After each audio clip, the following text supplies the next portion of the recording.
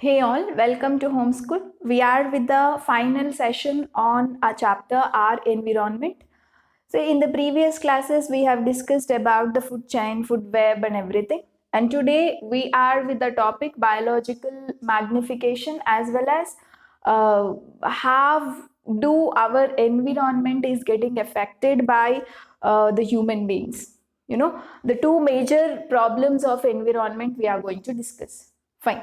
First and foremost, coming to biological magnification. So, what do you mean by this biological magnification? It's very simple, guys. See, nowadays for the agriculture, we are using lots of chemicals, right? See, there are many chemicals like pesticides. What do you mean by pesticides? Pesticides are the one which will kill the other organisms which are spoiling the crops. There are many rats, rodents, and so many insects. All these will spoil the crop, right? To kill them, we use certain chemicals called pesticides and insecticides. Okay, insecticides. So these pesticides and insecticides, okay, they will help us in protecting our crop. But slowly, these things will enter into crops also. That means they will enter into plants or crops.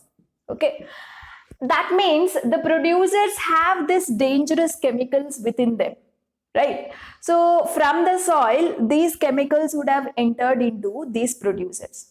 From the producers, slowly they will go to the next trophic level, primary consumers. From primary consumers, they will go to secondary consumers to the tertiary consumers. So at every trophic level, the chemicals are entering along with the energy and nutrients, right? Say at the top, you will find more and more chemicals getting accumulated. This is what we call biological magnification. You will understand with one example, don't worry. First, let me write the definition. Okay. So, what is the definition? Chemicals, when chemicals gets accumulated in producers, these chemicals, dangerous chemicals, transferred get transferred to the next trophic levels, definitely to the next trophic levels. Okay, so what happens is higher concentration in the sense what? Amount. You can also write it as higher amount of chemicals gets accumulated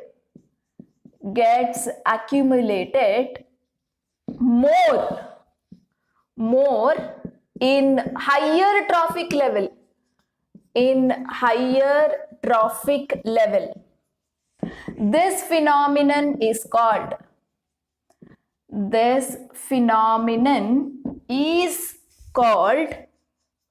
biological magnification.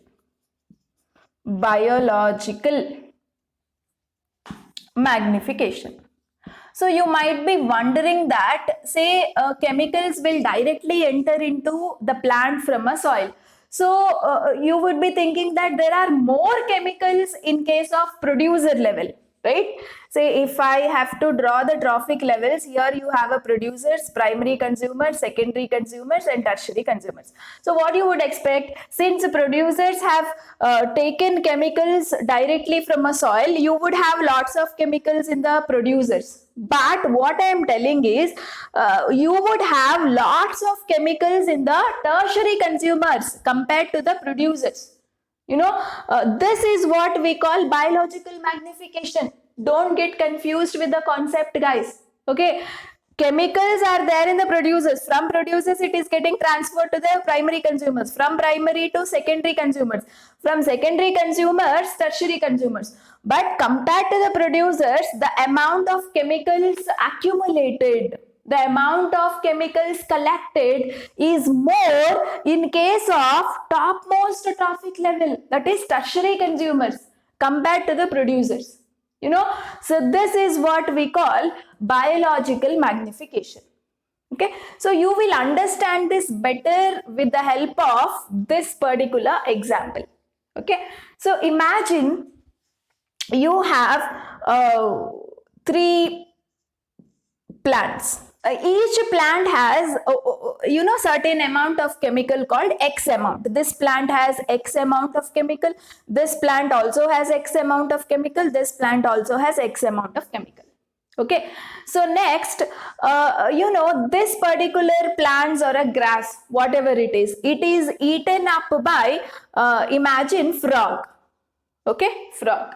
So you imagine you have three frogs. This is frog number 1, this is frog number 2, this is frog number 3.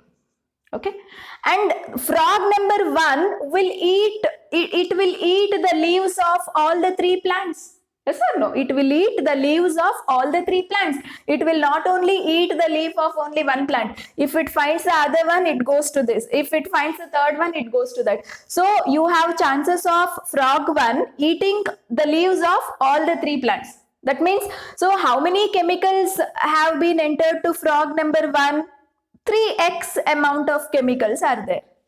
Yes or no? 3x amount of chemicals, because it is eating all the three plants. Each plant has X amount of chemical. So how much amount of chemical is passing to frog number 1? 3x amount, because it's eating all the three.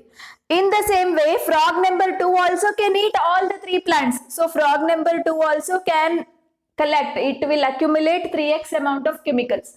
Frog number 3 also will have 3x amount of chemical, because all the three frogs will eat all the three plants. So each and every frog will have 3x amount of chemicals. See, 3 times the number of chemicals is more in case of primary consumers. This is primary consumer, right? Fine. And imagine you have 3 snakes. This is snake number 1, snake 2, okay? And yeah, we will have 2 snakes, okay? See, what happens is, let me take one more frog here. Let me take one more frog, frog number 4. So this will also have, this frog also can eat all the leaves of all the three plants. It can also have 3x amount of frogs. Okay. So imagine snake number 1. It is eating these 2 frogs. Okay. Say frog is a very small thing. Snake, if it is more hungry, it will eat more than 1 frog. If it finds, right? So imagine this snake number 1 is eating 2 frogs. Each frog has 3x amount of chemicals. So how much chemicals? 3x into 2. That is 6x of chemical is entering, right? To one snake. This snake is eating how many frogs? These 2 frogs. So 3x plus 3x, 6x of chemicals have been entered to snake. Okay, and now imagine this snake is also eating 2 frogs, frog 3, frog 4. So this snake is also having 6x of chemical. Okay, and now what happens is, imagine you have an eagle. Okay, eagle will eat snake, right? Imagine this eagle has eaten both the snakes. So how much of chemicals have been accumulated? Each snake has 6x amount of a chemical.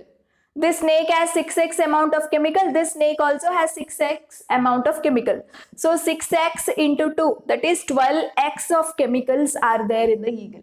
Okay, so this is your tertiary consumer, isn't it? Say in the producer, each producer was having only X amount of chemical, but when this goes to a final trophic level, that is in the eagle, tertiary consumer, see, each individual has how much amount of a chemical? 12x.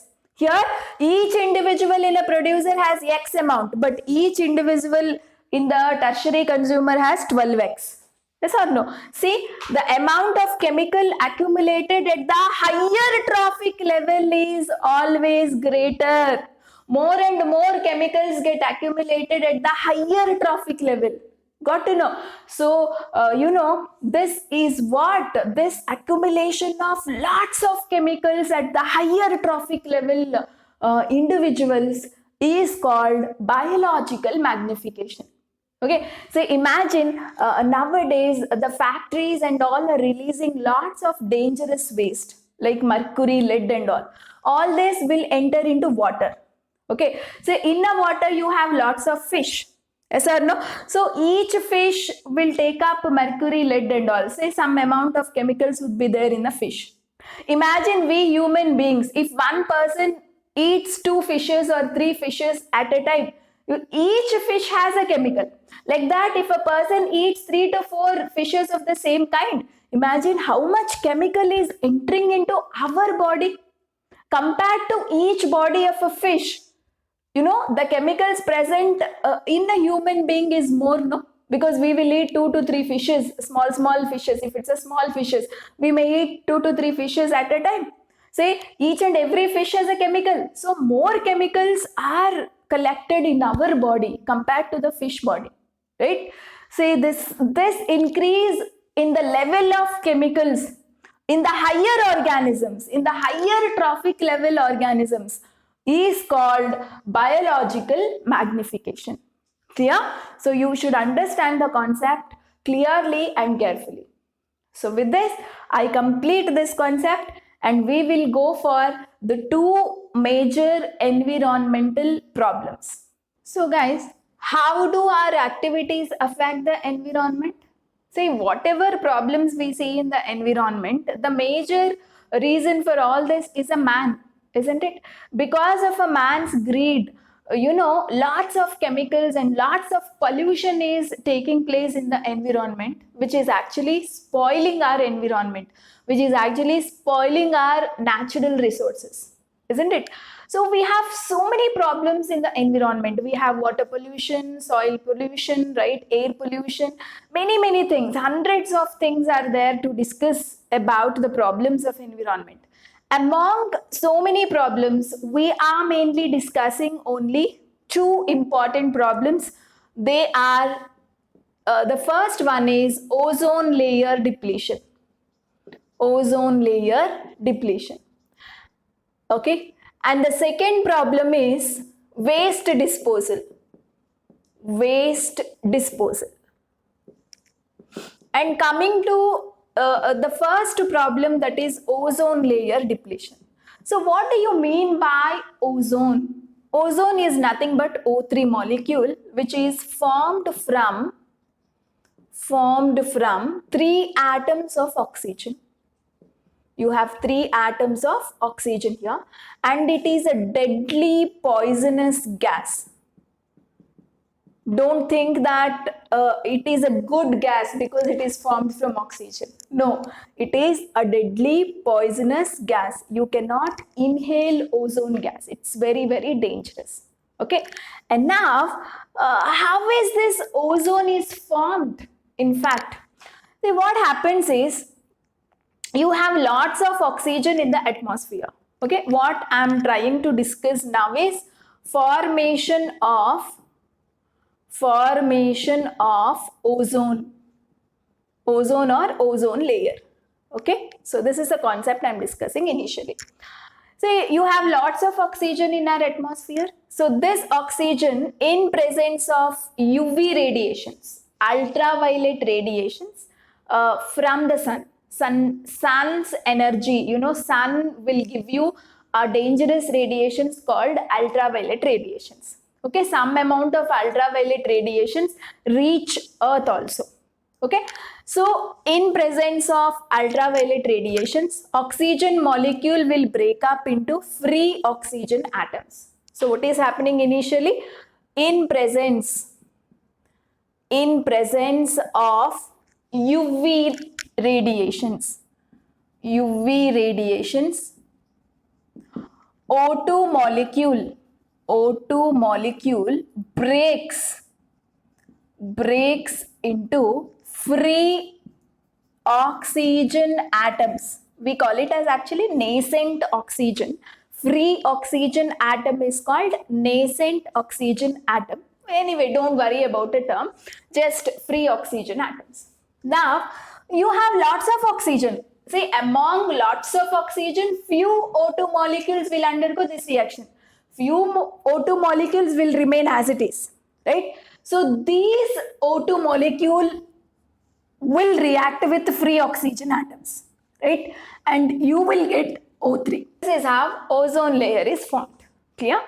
And now, where actually this ozone layer is forming?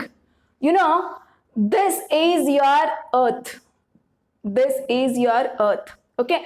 And Earth is covered with a blanket of air and gases. And that only we will call it as atmosphere. This is atmosphere. Okay? Earth is fully covered with lots of air and gases. This is atmosphere. And the topmost layer of the atmosphere, outermost and topmost. See, topmost layer, you can see the thick black color line I am drawing. This is the topmost layer of atmosphere, and this is what we call ozone layer. So, whatever ozone is formed, it goes to the topmost part of the atmosphere and makes a layer, You know, this is what we call ozone layer. Okay, so where is ozone layer present? I can say ozone layer makes the topmost layer of atmosphere. Okay, atmosphere has many layers, guys. In that, the topmost layer is called ozone layer. Clear? And now, what is the importance of ozone layer? The next concept I am dealing is, why is this ozone layer so much important? Importance of ozone layer. Right?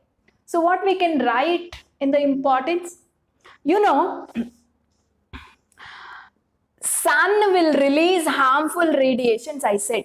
They are nothing but UV radiations. Okay, so if lots of UV radiations enter into the earth, you know, if lots of UV radiations enter into the earth, these radiations will destroy the living organisms present on the earth. Okay, UV radiations are not good for animals. So what happens is, the ozone layer prevents the UV radiations to enter the earth. You know, it will prevent 90% of the UV radiations to enter into the earth. Only some 10% of the radiations enter the earth, and that is not so much harmful. Okay, when lots of radiations enter the earth, then only, you know, the living organisms present on the earth can be destroyed. So, what is our ozone layer is doing? It is not allowing UV radiations to enter the earth. Okay, so that is the main work of ozone layer. So what I can write? Ozone layer prevents UV radiations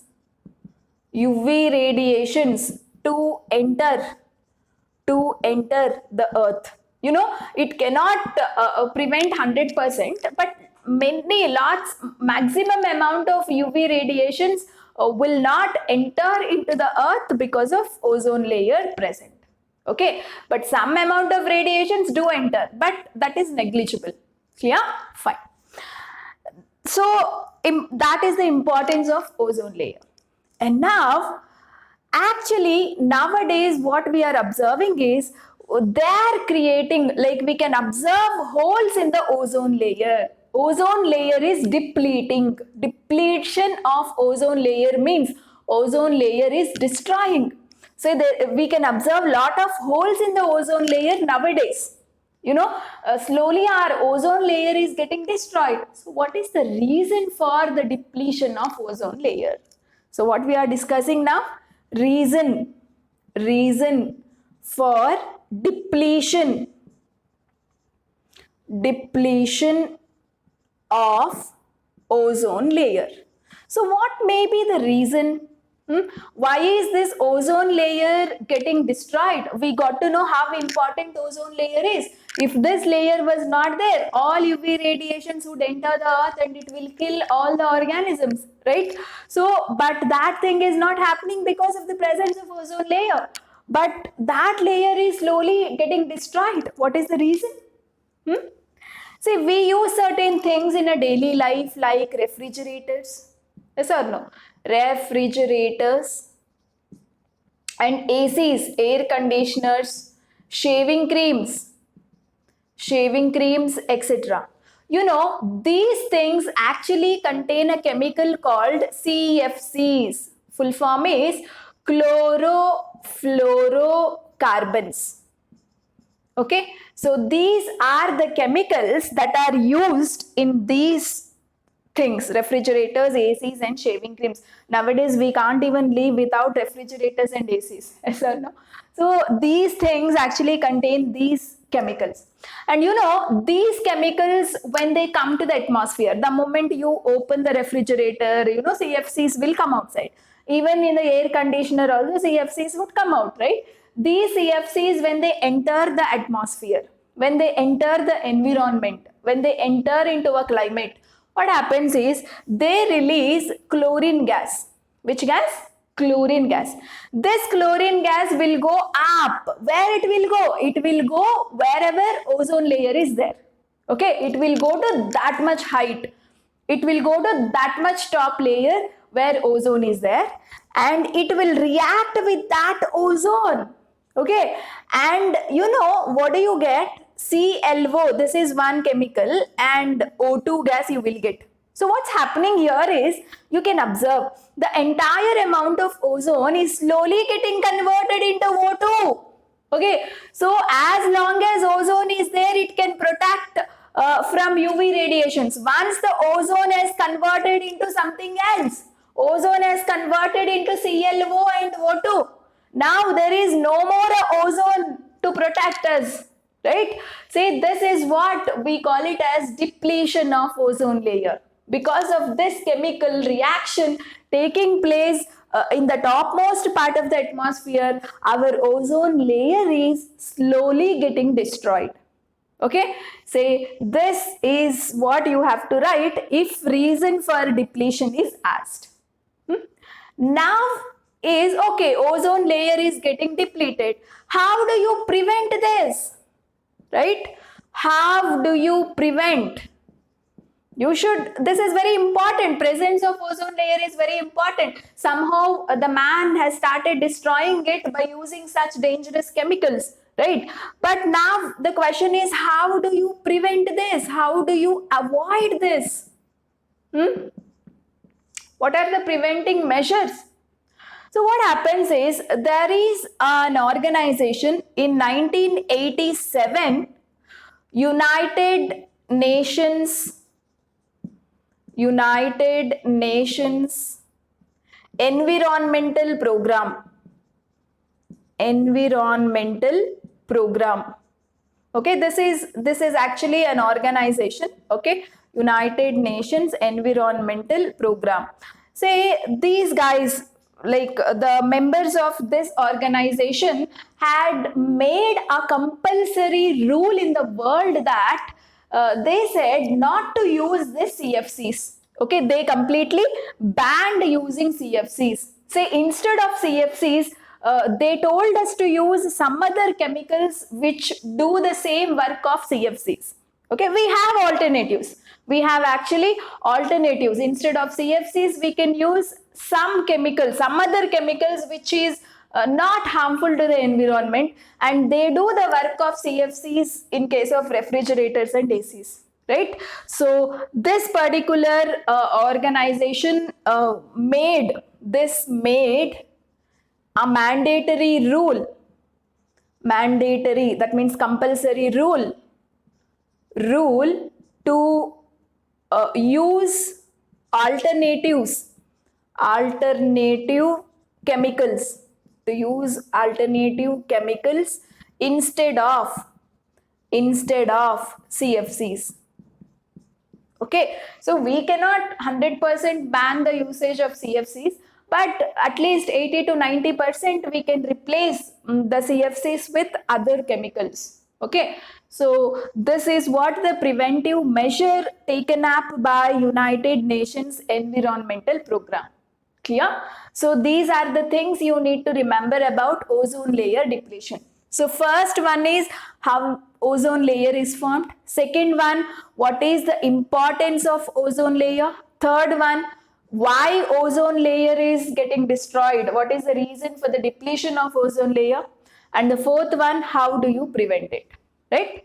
So now we will go for the next problem in the environment, that is waste disposal. Coming to a waste disposal, you know, man uses lots of things in a daily day-to-day life, right? And we create lot of waste also. Say the moment we eat food, there will be a lot of waste. The moment we cut vegetables, we use animal meat or whatever, so much of waste would be there. We will just like that throw it on the ground. And you know, in day-to-day life we use lots of plastic, polythene bags, you know what not, everything, the wood related articles. And you know, once we use them, we just throw them like that on a ground. So what happens for this waste? Most of the waste is a solid waste. It is there in the form of a solid matter, isn't it? So this solid waste, is it dangerous to the environment or not dangerous to the environment? What kind of waste is dangerous and what kind of waste is not dangerous? So this is very important to understand, right? So, you know, based on the ability of decomposition, based on the ability of decomposition, you know, what do you mean by decomposition, right? Once a particular living organism dies, when it is there as a waste on a soil, you know, microorganisms like bacteria and fungi will break down the difficult chemicals, the complex chemicals into smaller chemicals, and these smaller chemicals will get mixed up with the soil. Actually, that increases the fertility of a soil. I said it in one of my video, right? Say, based on the ability of decomposition, say once we throw the substance on a ground or on a soil, it must undergo decomposition, right? So based on the ability of decomposition, solid waste is divided into two categories. It can be divided into two categories. One is, first one, biodegradable waste. Biodegradable waste. So what do you mean by biodegradable waste? Very simple. This is the substances or waste material, substances that can be broken by biological process, that can be broken up by biological process. Okay, that means that can undergo decomposition by bacteria or fungi, right? So what happens, say when an organism dies, it is like waste only, right? When it goes to a soil, you have bacteria and fungi, right? What it will do, it will convert complex organic substances present in the body, complex organic substances, into simple molecules. Yes or no? Simple molecules, and these molecules actually straight away go to the soil, and that improves the fertility of a soil. That improves the fertility of a soil, right? So if this happens, you know, if a waste undergoes this particular decomposition, you know, we call it as biological decomposition or biological process, and such a waste belong to a category called biodegradable waste.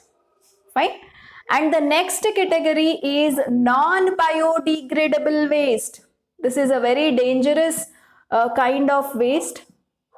Non-biodegradable. What do you write here? Substances that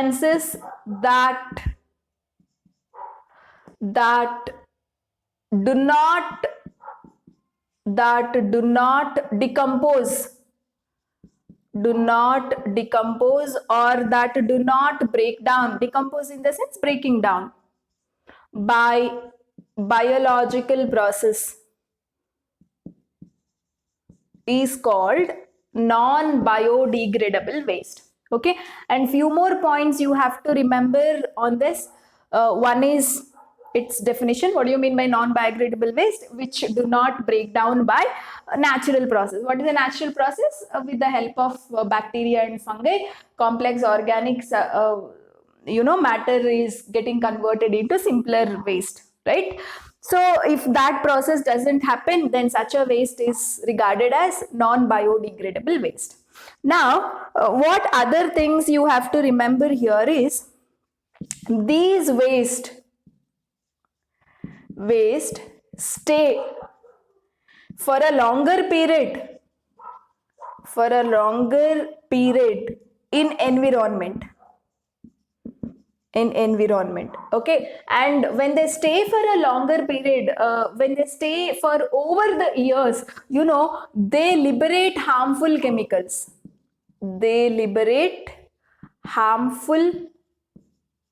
chemicals.